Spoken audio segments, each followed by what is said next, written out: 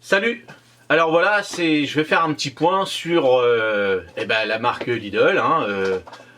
Moi je suis super content. Donc les points positifs de ces graines que Lidl propose. J'ai eu plein de messages, donc je vous en remercie, ça c'était super. Pour moi, donc vous voyez comment j'ai fait dans mon petit carré de potager. Donc on a commencé par les radis, donc très bonne récolte de radis, ils ont bien poussé. J'ai fait des petits pois, j'étais super content. Après j'ai fait des haricots, les haricots ils ont très bien donné, ils sont sans fil, sans rien, excellent. J'ai fait des salades, donc bonne récolte de salades malgré le temps qu'on a eu chez nous avec des hausses de température et surtout du sec sans eau.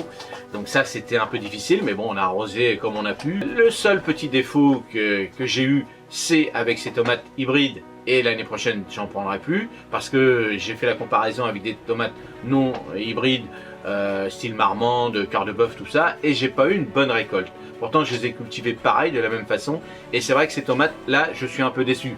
Mais c'est ma façon, comment peut-être moi je les ai cultivées. Peut-être que vous, ça a réussi. Donc, voilà le seul petit défaut que j'ai eu avec ces graines de chez Lidl. Bon voilà, on va tourner une page de ce petit truc que j'ai réalisé et je vais essayer de réaliser pour l'année prochaine d'autres graines de d'autres enseignes et on va voir ce que ça donne. Donc résultat très bien, malgré que comme j'avais dit j'ai pas d'action ni rien chez Lidl, c'est pour voilà, faire une comparaison avec d'autres sachets de graines. Donc j'ai eu énormément de messages, des biens, des pas bien, mais c'est très bien pour moi puisque vous avez bien répondu. Il y a des gens qui sont pour, des gens qui sont contre, des gens qui sont qui adorent ça, qui sont super contents de leurs graines. C'est ça le plus important, hein, on est dans une vie, on vit tous ensemble, donc il y a des personnes qui vont dire ils sont chers, ils sont pas chers, peu importe, c'est pas grave. Le plus important c'est le résultat qu'on a. Effectivement, si on peut les récupérer soi-même ces graines, ça c'est super, mais tout le monde ne peut pas le faire. Bien sûr, on peut acheter des graines bio très chères, donc, mais tout le monde ne peut pas le faire non plus.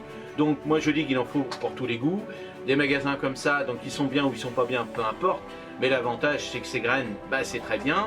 Maintenant, est-ce qu'ils ont été gavés d'engrais ou pas? Ça je sais pas, c'est pas marqué sur le paquet. Maintenant, les graines bio, c'est très bien aussi, mais c'est difficile à trouver. Donc, c'est vrai qu'il y a pas mal de choses maintenant qui se proposent sur Internet. Et après, ce qu'on peut faire, si on achète des graines en grande surface ou dans des grandes enseignes, la graine, à la base, c'est vrai qu'elle a été peut-être poussée avec des engrais chimiques. Mais si nous, on les plante avec des engrais non chimiques, ça ralentit énormément.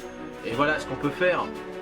Donc moi j'ai essayé de vous donner quelques conseils, mais je suis ouvert à tout, il n'y a aucun souci de ce côté-là.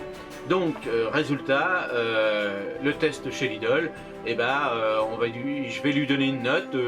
Moi je pense que 90 sur 100 si on peut dire, ou 9 sur 10. Voilà, moi je suis satisfait.